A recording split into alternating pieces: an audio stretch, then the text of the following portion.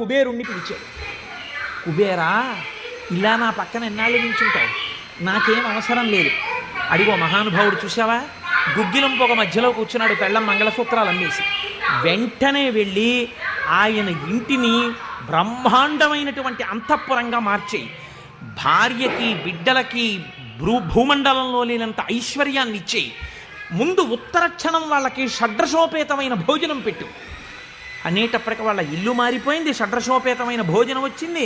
అయ్యో భర్తగారు ఎక్కడికి వెళ్ళారో అనుకుంటోంది ఆవిడ. అశరీరవాణి వినపడింది. అమ్మా, నీ భర్త భక్తి ముందు లొంగిపోయాడమ్మా, శంకరుడు మహదైశ్వర్యం ఇచ్చేశాడు నీకు. ఆయనో అన్నం తిందామన్న ఆలోచన లేదు, ఆ గుగ్గిలం పొగలో కూర్చునున్నాడు. ఇలాగ కూర్చునుంటే ఇప్పుడు ఎవరు మాట్లాడాలి, ఒరే నాన్న అన్నం తినరా అని. అమ్మా నాన్నగారు కోరుకున్న కోరికోటి ఉంది, నువ్వు ఎలా అయినా డాక్టర్ అయిపో, ఇంజక్షన్ చేసి